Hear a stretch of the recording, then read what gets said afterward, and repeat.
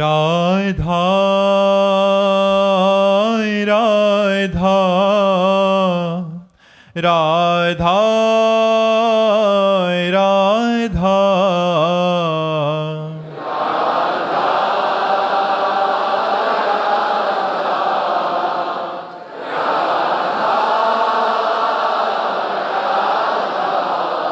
हाय राधा राधा राधा राधा राधा राधा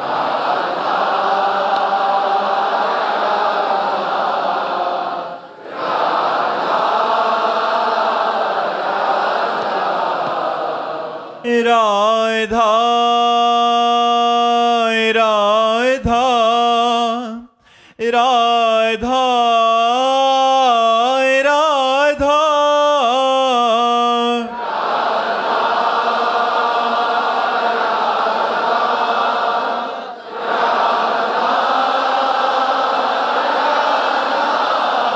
हाय राधा राधा राधा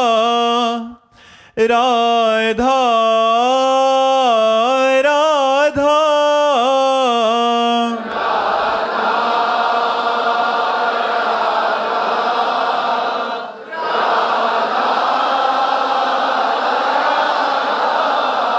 हाय राधा राधा राधा राधा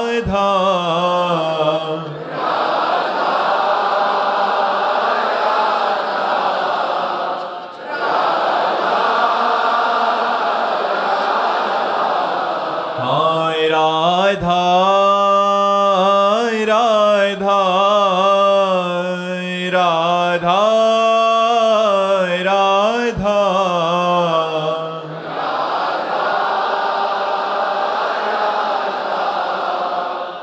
राधा राधा श्री राधा वल्लभ लाल की, समस्त संत हरि भक्तन की, श्री वृंदावन धाम की, सद्गुरुदेव भगवान की।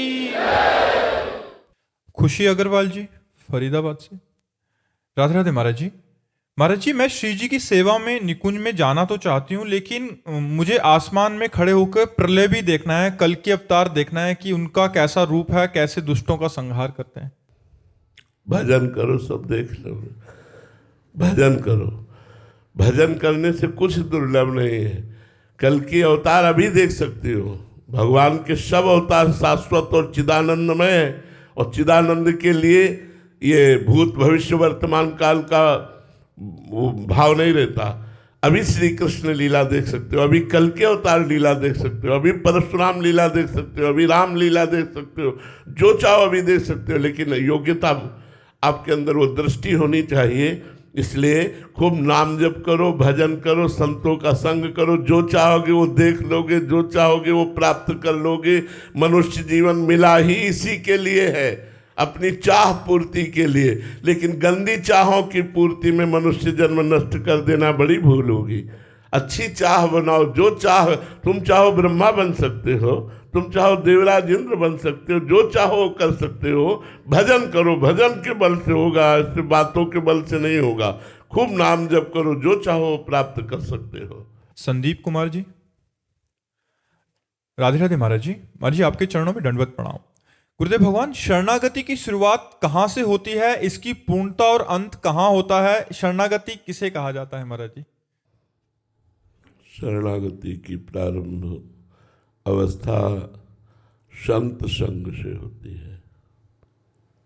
प्रथम भगति संतन कर संगा। जब हमें भगवान के परम प्रेमी महान पुरुषों का संग मिलता है, तो उनके संग से हमें भगवान की महिमा, भगवान के नाम की महिमा, भगवान की कृपा का, भगवान की करुणा का स्वरूप और अपनी दुर्दशा का, दोनों का बोध होता है। संतों की कृपा से अपनी दुर्दशा का भी बोध होता है कि हम कहाँ इंद्रियों की और मन की चाल में फंसे हुए हैं, कहाँ हम गंदे विषयों में फंसे हुए हैं। जब संत संग मिलता है, प्रथम भगवान की कृपा, संतों का संग मिलना। संतों के संग से जब भगवान की कृपा स्वरूप, करुणा स्वरूप, दया स्वरूप की हमें जानकारी मिलती है और अपनी दुर्दशा की जानकारी मिलती है, तो हृदय तड़प उठता है भगवान की शरणागति के लिए। तो वाणी से हम पहले शरण में होते हैं, हे नाथ मैं आपकी शरण में हूँ, श्री कृष्ण शरणम मम, हरि शरणम मम। वाणी से शरणागत होते हैं। फिर शरीर से संपूर्ण आचरण भगवान के अनुकूल, प्रतिकूल आचरणों का हम त्याग करते हैं। हमारा खान पान भगवद अनुकूल, हमारा बोलना, देखना, सुनना, भोगना सब भगवान के अनुकूल। तस्मात् शास्त्रम प्रमाणम ते कार्याकार्यो व्यवस्थितौ। शास्त्र के अनुसार, धर्म के अनुसार हमारे आचरण होते हैं और वो भगवान को समर्पित किए जाते हैं, तो शरीर की शरणागति हो जाती है।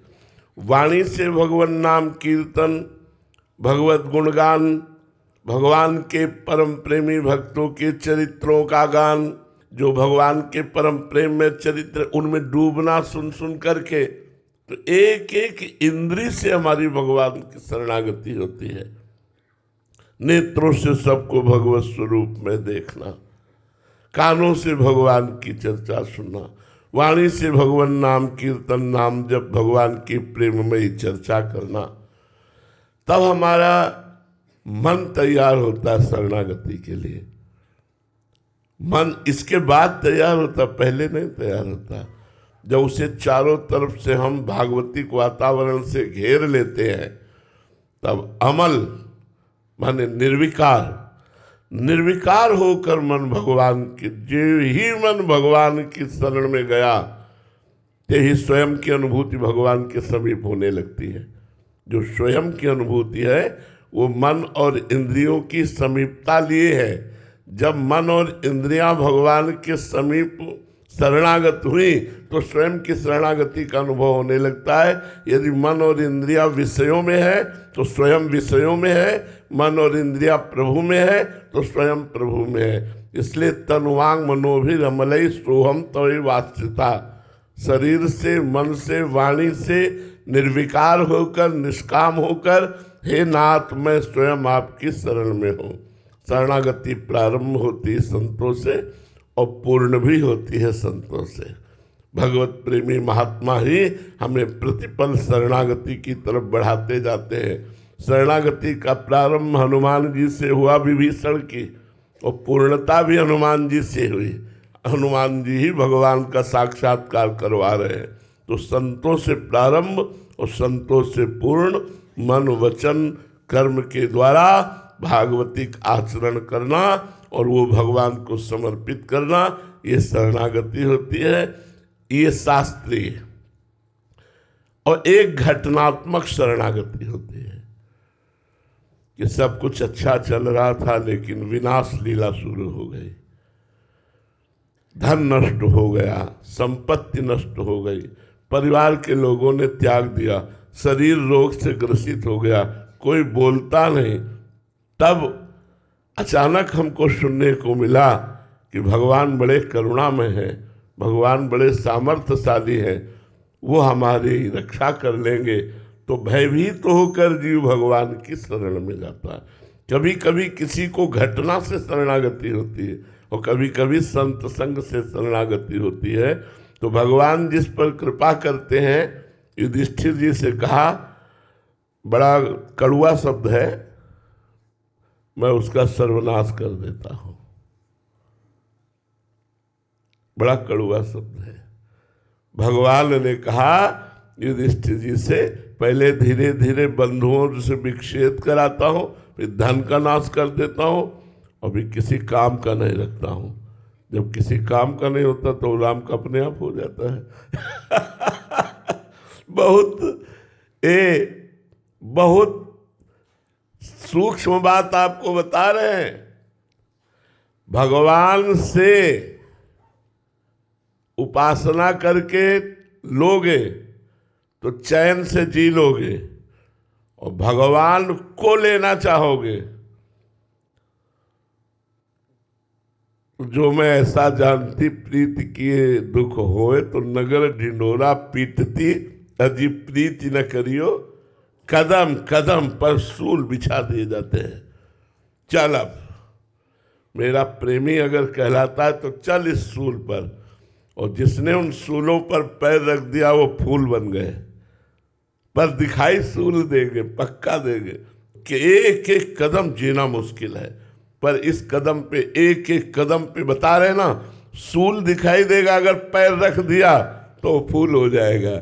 इस मार्ग में दिखाई देगा सूल, लेकिन रखोगे होगा फूल, और संसार के मार्ग में दिखाई देगा फूल, लेकिन रखोगे तो होगा सूल। और सूल की तरह हृदय में चुभता रहेगा। इसलिए प्रारंभिक शरणागति भगवान के परम प्रेमी भक्तों के संग से और तन मन वचन कर्म से भगवान को समर्पित हो जाना ही शरणागति है। और शरणागति ही भगवत साक्षात्कार का बहुत सहज सरल उपाय है। गौरव जी दिल्ली से, राधे राधे महाराज जी। महाराज जी मैं सतोगुण तमोगुण और रजोगुण पर पूरी तरह जीत पाना चाहता हूँ महाराज जी। हाँ बिल्कुल बिल्कुल, मनुष्य शरीर मिला ही है। और पहली बात तो ये है कि हमारे ऊपर किसी गुण का प्रभाव नहीं पड़ता। अगर तीनों गुणों पर विजय प्राप्त करना चाहते हो तो पहली बात समझो कि हमारे ऊपर किसी गुणों का प्रभाव नहीं पड़ता, क्योंकि हम गुणातीत हैं। जो हमारा स्वरूप है, ममैवांशो भगवान कह रहे हैं, ये जो भगवान का अंश है, ये चेतन अमल, अमल माने कोई भी विकार इसको कभी ना था, ना है, ना रहेगा। वर्तमान में निर्विकार है, ना गुणों का प्रभाव है, ना काम क्रोध का प्रभाव है। जो मेरा स्वरूप है वो त्रिगुणातीत है। तीनों गुणों का प्रभाव अब भी नहीं पड़ रहा है। अब विचार करना है तो फिर गुणों का प्रभाव किस पर पड़ रहा है? अंतःकरण पर। अंतःकरण पर गुणों का प्रभाव पड़ता है, और हम अंतःकरण में ममत्व कर बैठे हैं। अंतःकरण को हम अपना स्वरूप मान बैठते हैं। तो अंतःकरण में जो स्फुरित होता है उसे हम अपने में मान लेते हैं भ्रम के कारण। जैसे हमारे अंतःकरण में मन ने स्फुरित किया, मुझे ये देखना है, ज्ञानेंद्रिय से मिलकर के नेतेंद्रिय से उसने निश्चय किया मुझे देखना है, बुद्धि ने दस्तखत कर दिया। अब हम अपने आप राजी हो गए कि आज हमें ये देखना है। यद्यपि वो मेरी मांग नहीं थी, वो मांग मन की नेतेंद्रिय के साथ बुद्धि के सहयोग के द्वारा निश्चित की गई थी। हम उसे काट सकते थे क्योंकि हम उसके दृष्टा है, ना कि हम अंतःकरण है, पर हम उसमें लिप्त हो जाने के कारण आप चले गए और 3 घंटा समय प्रपंच में बर्बाद कर दिए। वो रजोगुण छा गया। ऐसे ही हमारे हृदय में जब तमोगुण रजोगुण की वृत्तियां आती हैं तो हमें पहचानना होता है। हम में नहीं आती है, हमारे अंतःकरण में आती है। हम उसको स्वीकार इसलिए कर लेते हैं कि अंतःकरण में हमारा तदात्म है, ममत्व है। यदि हम इस कोटि के दृष्टा बने कि तमोगुण आया, हमारा भजन न छूटे, हमें पता चल गया तमोगुण आ रहा है, हमें गुस्सा आ रहा है, निद्रा आ रही, प्रमाद आ रहा है, आलस्य आ रहा है, लेकिन इनके वशीभूत अंतःकरण को ना होने दें, भगवान नाम प्रभाव से परमार्थ में ही लगाए रहे, तो तमोगुण निष्फल हो गया। रजोगुण आया, भोग इच्छा, धन इच्छा, मान प्रतिष्ठा, नाना प्रकार की राग द्वेष की इच्छाएं जागृत हुई। हमें पता है रजोगुण आया है, लेकिन हम भजन के परमार्थ के प्रभाव से उसका कोई भी प्रभाव नहीं पड़ने दिया, उसको निष्फल कर दिया, रजोगुण निष्फल हो गया। सतोगुण आया, दया करना, परोपकार करना, सबसे मिलना जुलना, ये चर्चा करना, वो चर्चा, ये भी दया बिना साधु कसाई, और दया करी तो आफत आई।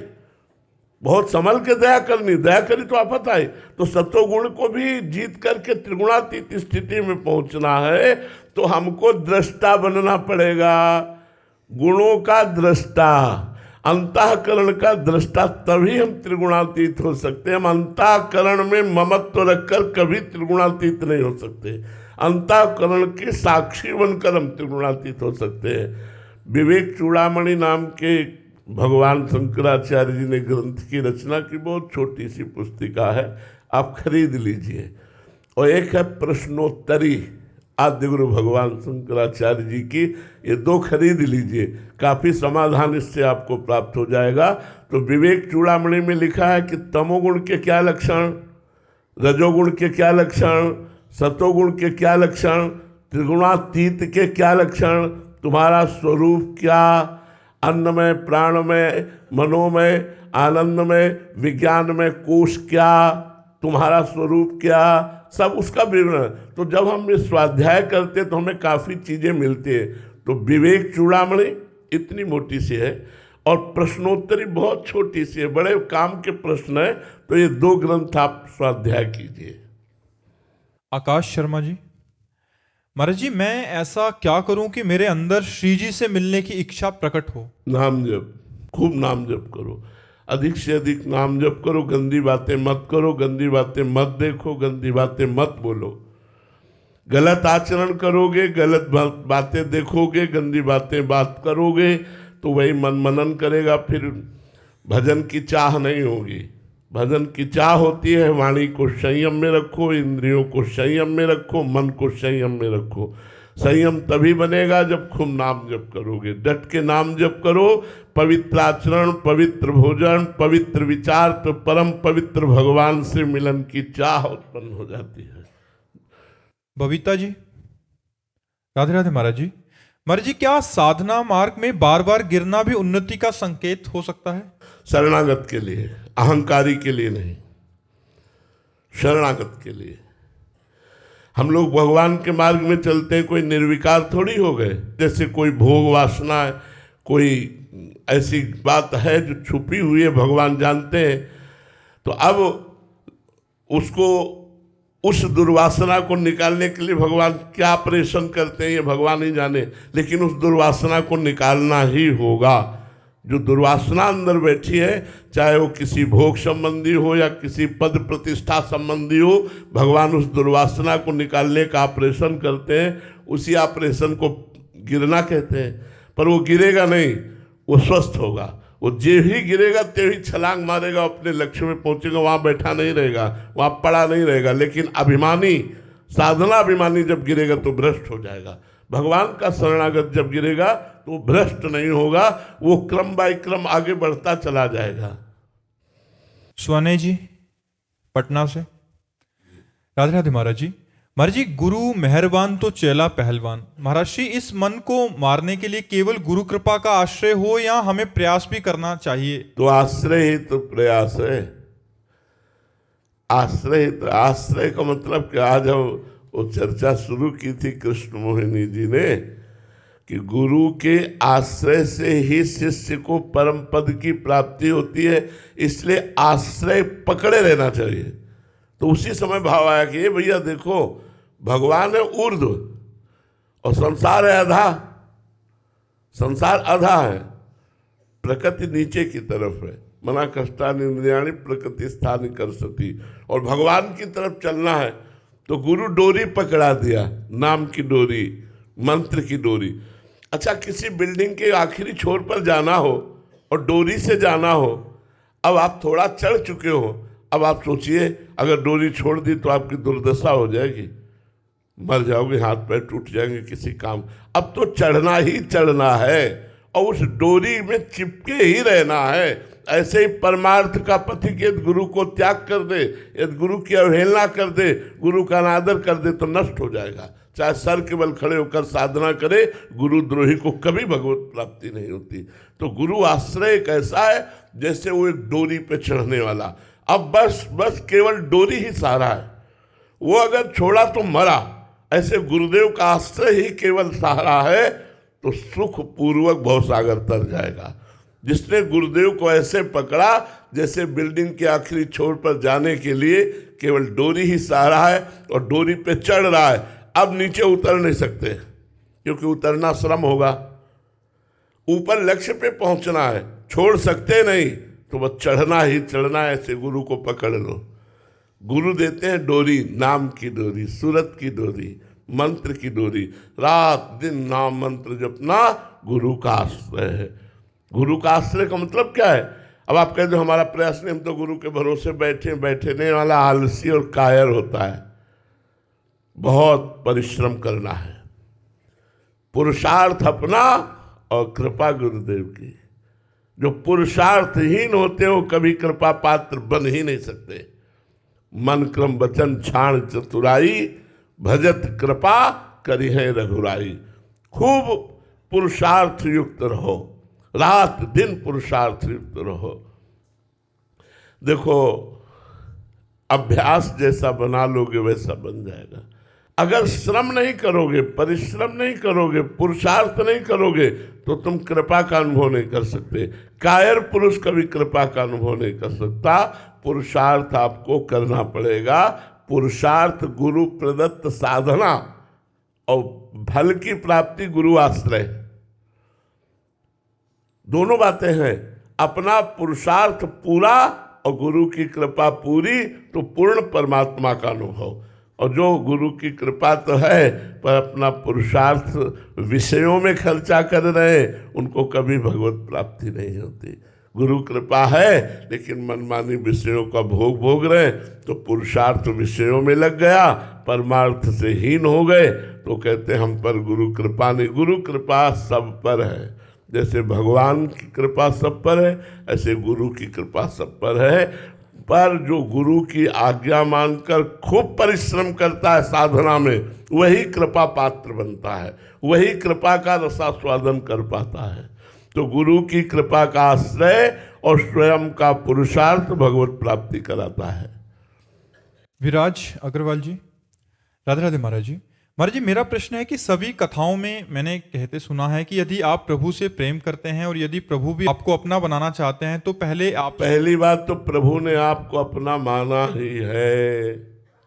सब मम प्रिय सब मम उपजाए, ये बात तो कोई नहीं कह सकता कि भगवान मुझे अपना नहीं मानते। सब भगवान के हैं। अब आगे बात बोलिए, आपको भी भगवान अपना मानते हैं? महाराज जी, प्रभु सारी संसारिक वस्तुएं दूर कर देते हैं, वही छीन लेते हैं। तो कह रहे हैं कि हमें तो मतलब संसार में रहते हैं, वस्तुओं की आवश्यकता भी पड़ती है और प्रभु से प्रेम भी करना चाहते हैं। तो ऐसे में इनका त्याग जब हो जाएगा तो प्रभु का प्रेमी जब बनोगे ना, अभी प्रेमी नहीं हो यार, अभी प्रेमी नहीं हो। प्रेमी जब होगे तो संसारिक वस्तुएं चाहिए क्या? किसी से प्यार हुआ है? जब प्यार होता है ना किसी से भी, भगवान से तो अलग की बात जाने दो, तो अपना सब कुछ समर्पण करने का मन होता है, नहीं होता? आप सब लोग बैठे हो, कहीं ना कहीं किसी का माता से प्यार, किसी का पिता से प्यार, किसी का पत्नी से प्यार, किसी का पुत्र से प्यार, कहीं ना कहीं कुछ ना कुछ एक लगता है कि अपने प्यारे को क्या दे दूं। हम अपनी सोच से बता रहे हैं, अपनी सोच से, क्योंकि हमको भी किसी से प्यार है और ऐसा प्यार है कि शायद तुमको किसी से ऐसा प्यार नहीं हुआ होगा। ऐसा प्यार है, ऐसा लगता है क्या दे दूं, क्या पवा दूं, क्या करूं जिससे प्यारे को सुख मिले, मेरा प्यारा प्रसन्न हो जाए। क्या करूं, क्या करूं? कौन सी ऐसी वस्तु, कौन सा ऐसा नाचूं, गाऊं, रोऊं, चिल्लाऊं, क्या करूं? अपने प्यारे की मुस्कुराहट देखना चाहता हूं।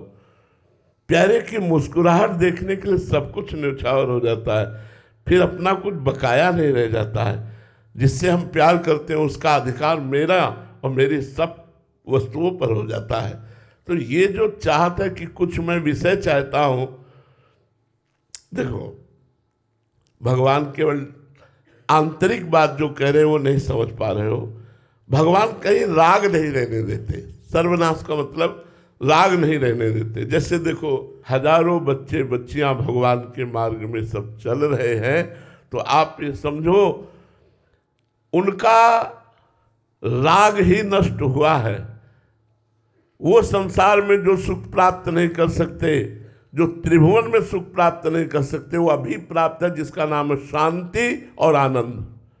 भगवान के लिए कदम बढ़ाया, सब कुछ छोड़ दिया।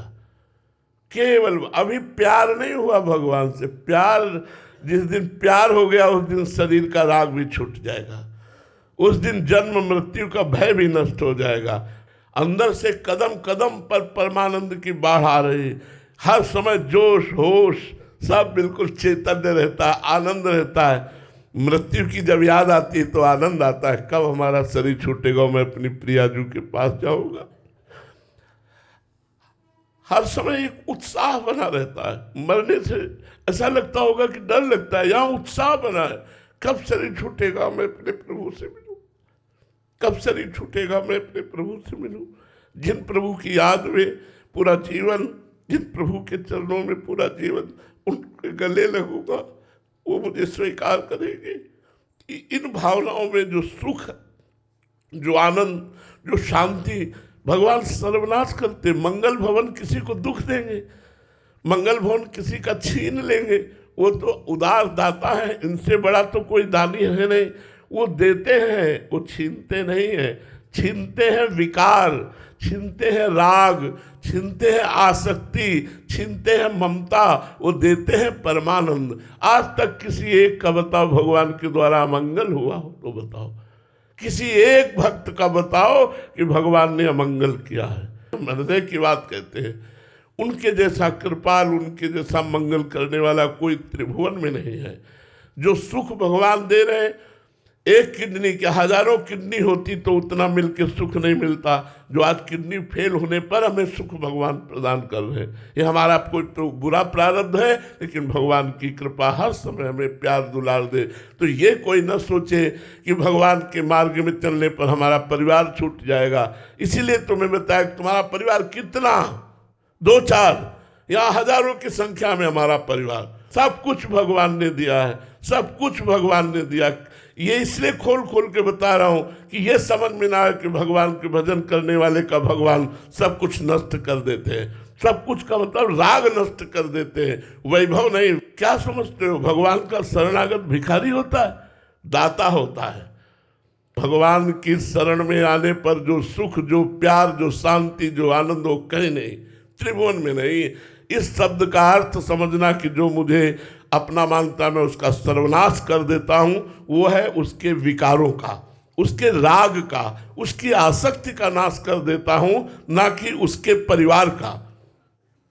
आप विचार करके देखो, किसी भक्त की जीवनी उठा करके देखो कि भगवान ने सर्वनाश कर दिया। ऐसा कहीं लिखा हो, ऐसा कहीं पढ़ा हो तो हमें बताओ। आनंदमय कर दिया। हाँ, ये विश्व को दिखा दिया कि मेरा भक्त, मेरा पार्षद कितना महान होता है। जैसे मीरा जी को जहर पिलाना, प्रहलाद जी को नाना प्रकार के कष्ट, लेकिन क्या बाल बांका हुआ क्या? ये भगवान अपने भक्त की महिमा प्रकाशित करते। भगवान बहुत प्यार करते हैं। ये हम बर्दाश्त नहीं कर सकते कि कोई ये कहे कि भगवान को छीन लेते हैं। वो दाता है, वो छीनते कहाँ हैं? वो तो देते हैं, आनंद देते हैं, वो तो मंगल भवन सब कुछ देते हैं।